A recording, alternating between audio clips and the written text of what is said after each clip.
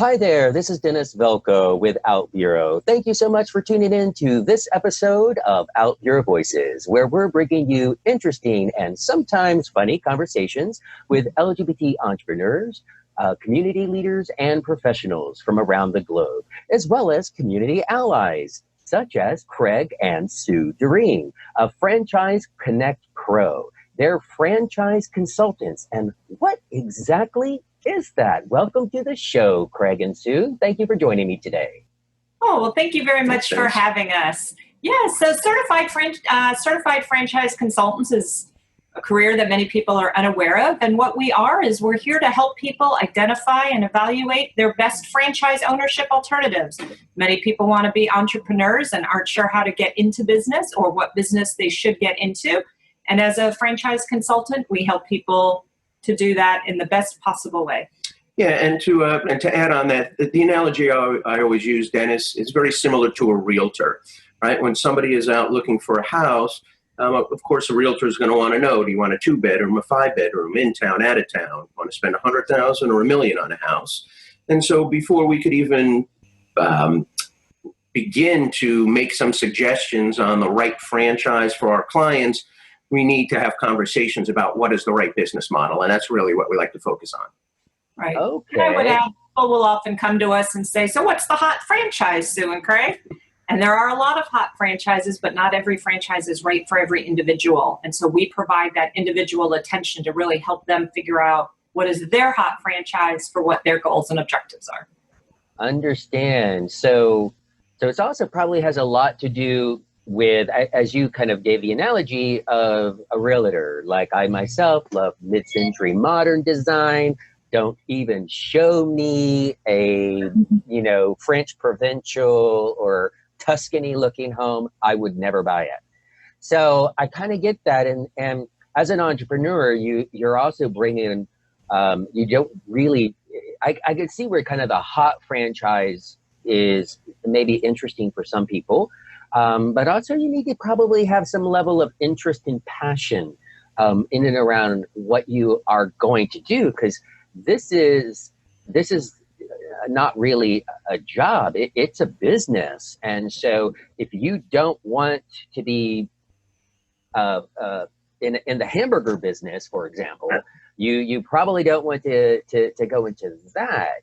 So as you're going through and chatting with these entrepreneurs about their interest, what are some of the kind of key things, just like a realtor would go through and ask the typical questions, how many bedrooms, what part of town, do you care about the schools, if you have kids, do you want a pool, do you not want a pool? And I really do love that analogy, because if you're looking at the franchises, there are so many, right? There's lots of different franchises, from the extremely well-known franchises to the up-and-comings. And so what are some of the general questions that you would ask someone who, let's say one of our audience members were to say, wow, I'm possibly considering this. So what kinds of things do you ask them? Yeah, the best way where we normally start having those kinds of conversations, Dennis, is we ask our clients, well, tell us about your background. What did you like? Throughout your career, you've been doing something. What are the things that you liked? What are the things that you didn't like? So we get a good sense of, to your point, the passions, right? What they, where they've been successful. Some specific questions. It might be things along the lines of giving back to the community. It might be things along the lines of, they want more family time. So all those, or are they trying to build an empire? Or are they trying to leave a legacy for whatever? So all those types of questions is where we start. So you want to add? Some of the other areas we'll get into as well is, how do they want to spend their day? Do they want to look at things business to business? Do they want to be business to consumer? We'll talk about the various industries. There's many, many industry segments that are represented by franchises. Some that have a lot of growth, some that are slower, some that are new. So you have to understand if people want to look at an emerging brand, or do they want a really, well built out brand as well. all franchises are proven business models. So I don't like to say they want something more proven. We talk about trends. We talk about industry, analysis. Right now, post-COVID, I would say anybody who's willing to look at the cleaning business, you can't go wrong. They're thriving industries. We talk about home-based, brick and mortar. That gets into investment, which we can cover a little bit later. Lots and lots of questions. Yeah. So the way we really like to operate in summary, it's about a conversation, right? That's really much like we're doing here. That's what we like to do with our clients, is really just have discussions. And then they may say something that they didn't even think is important, but throughout the process, little tidbits that we pick up here and there is really how is very critical to the matching process that we do. Okay.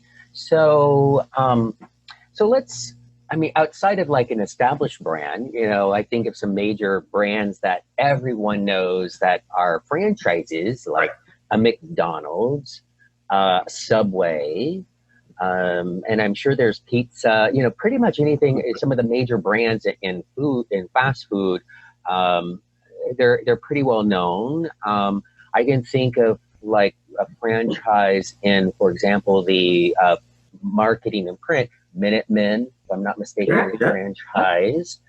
And you mentioned like, I'm sure there's like plumbing and cleaning and so forth. There's about 4,000 franchises to choose from. Oh my. About 72 industry segments. There's a lot I don't recommend for various reasons, but some of the others that people are unaware of, there's a whole lot in education and tutoring, children's enrichment.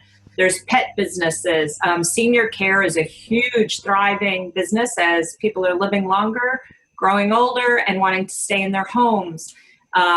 There's a lot of business-to-business opportunities as far as consulting services, cost reduction opportunities, any home improvement service. There's automotive. I can go on, so I'll stop for a little bit. But just to give you an idea, broad range of opportunities out there. Fitness, certainly.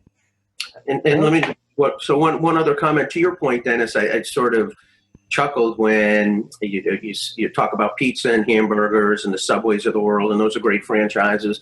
But almost inevitably, that's what everybody really thinks about. And an interesting point is that 7 out of 10 times when people move forward with a franchise, when they're working with the consultants like Sue and myself, they move forward with a franchise other than what they initially thought they had in their mind. And the reason is because there are preconceived notions, just like you've mentioned, and most people think they have. To Sue's point, there's so many different franchises. So what we really like to stress early on is have an open mind.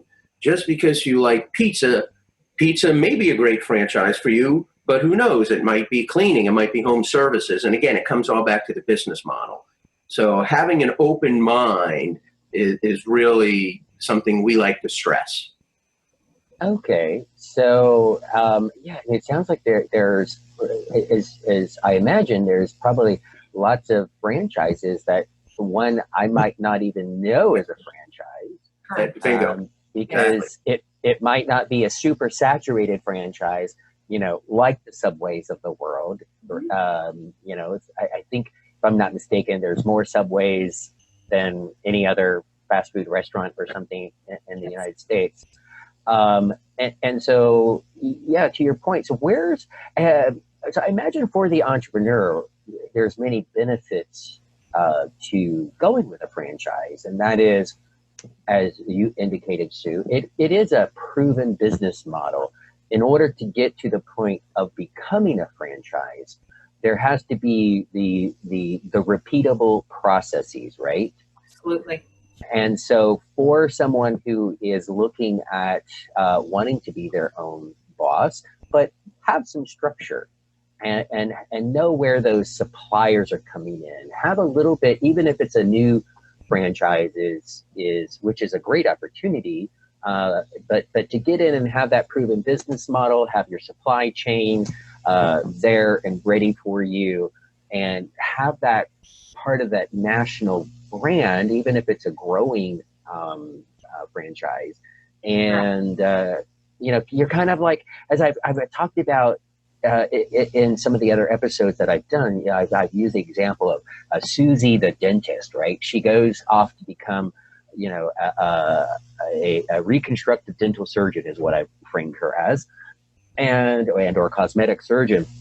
But no one taught her how to do her marketing. No one taught her how to do her legal, and her finance. And I could really see where taking on a franchise, you're kind of eliminating a lot of that guesswork, a lot of those initial expenses, like creating a logo, the branding, and all of those, again, supplying all your part of the sources. business model.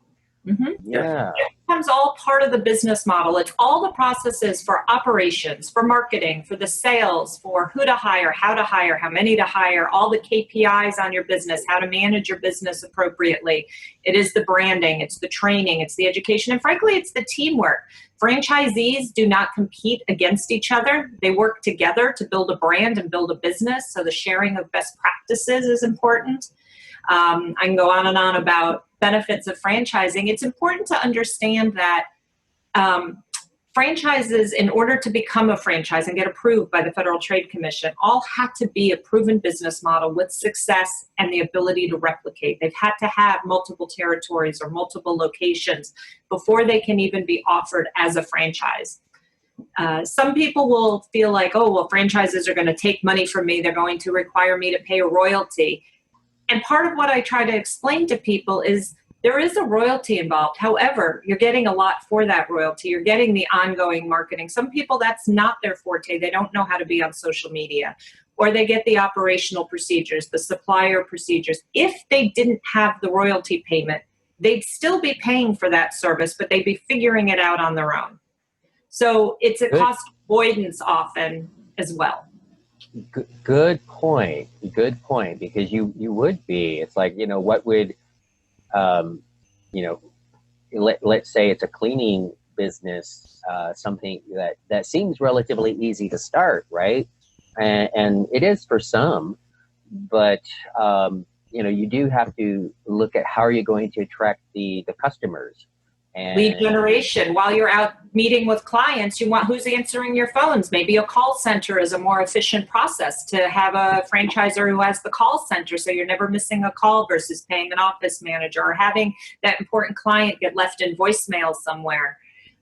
So there's a lot of different intricacies involved in the business model, and those are some of the things that we address. Interesting. And too, if you are, as those kind of businesses, I could really see where, let's say you're a plumber, or, you have that trade, where a very local, business, providing services to your local, other local business or consumers. And, yes, you can go out and you could start your own business and be, carpet cleaning or, dog walking even and so forth, or cleaning homes. But the brand recognition that a franchise, especially if it's, a national franchise, is whenever someone, sees two options, I could imagine that in the eyes of consumer, it's like, oh, well, do I go with a local person and just starting off and great for anyone who's looking at entrepreneurialism, and that's all valid. But then I could imagine that in the eyes of that homeowner and consumer, that being part of that national brand would give that person a sense of comfort, a sense of knowing, and could possibly lead to more phone calls than as if you were just starting off yourself. Often quality, it's customer service, and not that the mom and pop doesn't provide that, but a brand name does bring recognition. The other piece of that would be what entrepreneurs typically do in their communities.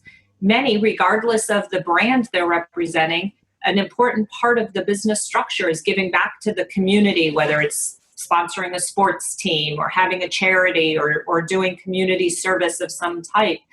Franchises build that into their business model, and I think that culture is important for people to understand too. A lot of people want to be able to give back. They want to be able to pay their bills, but really what they want to do is have something that's involved in the community. Franchising is a great way to do both. Oh, interesting.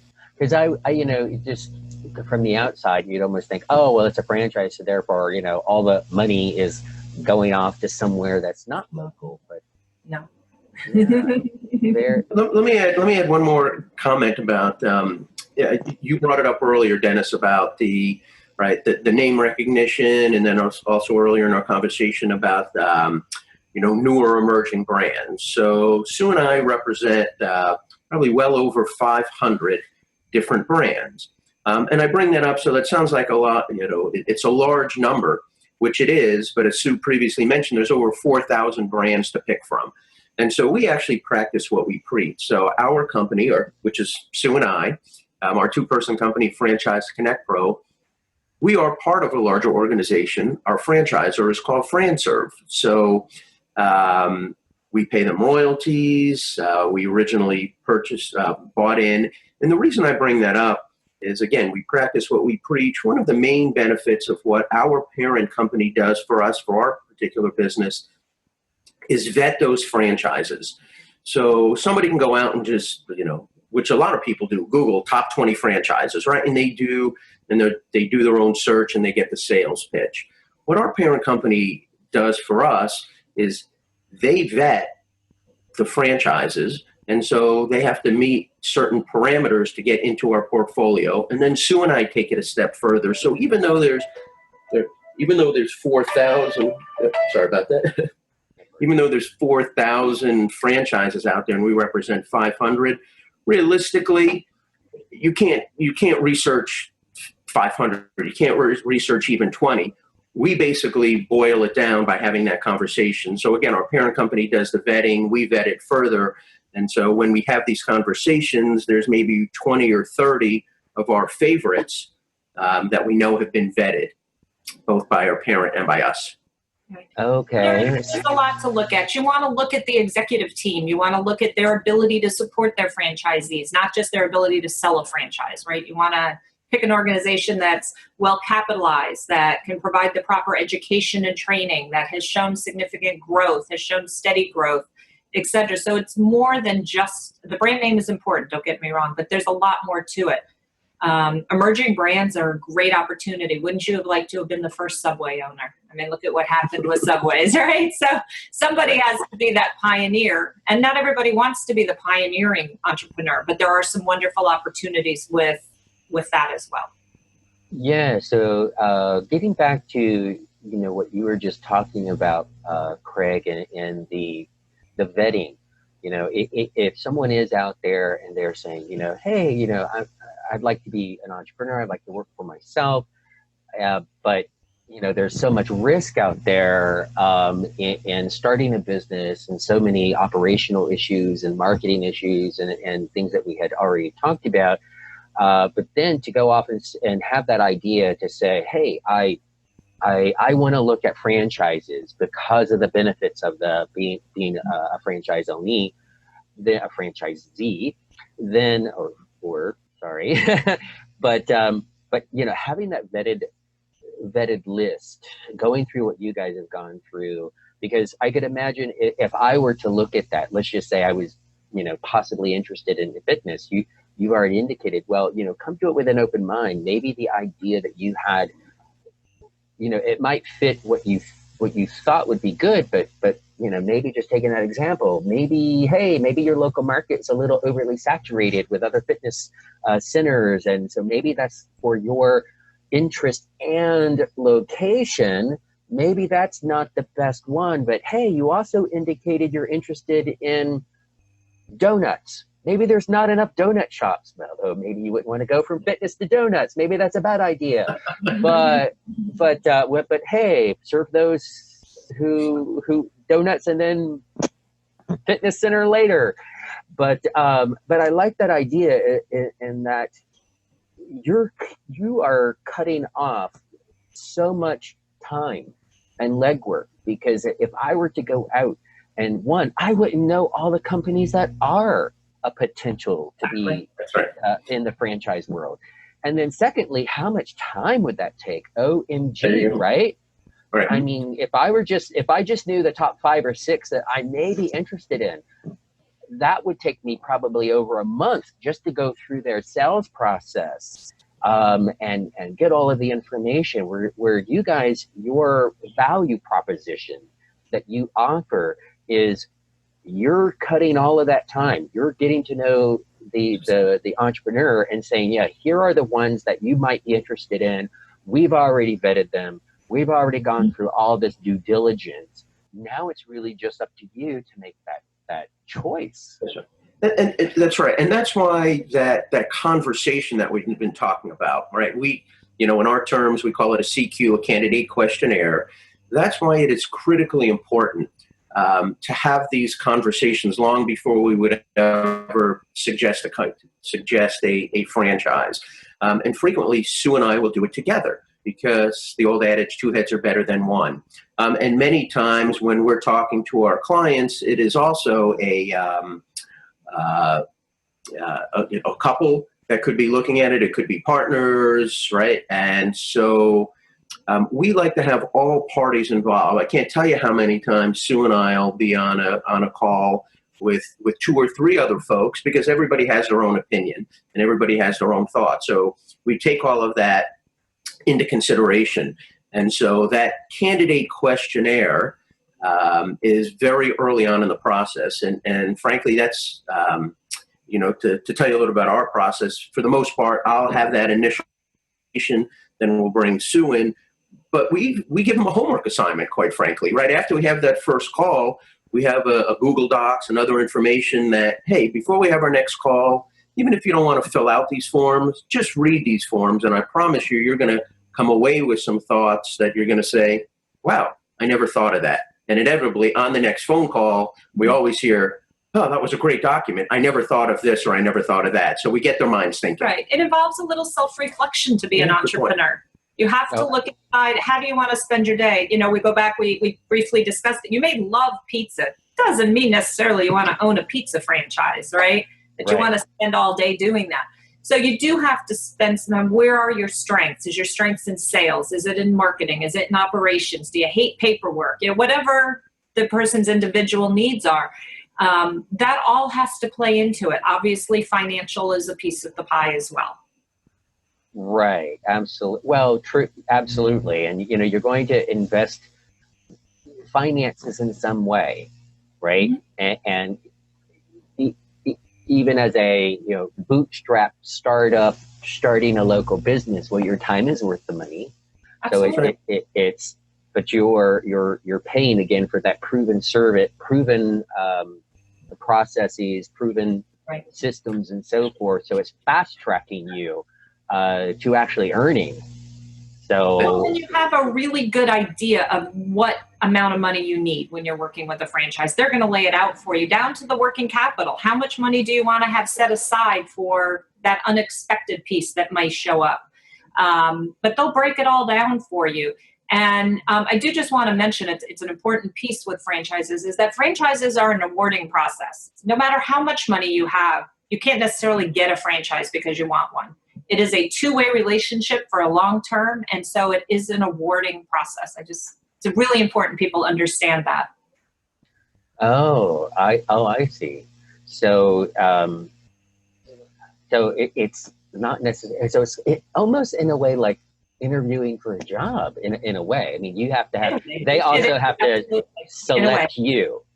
Yes. Right. To Sue's point early on, when it's it's a it's a long-term relationship.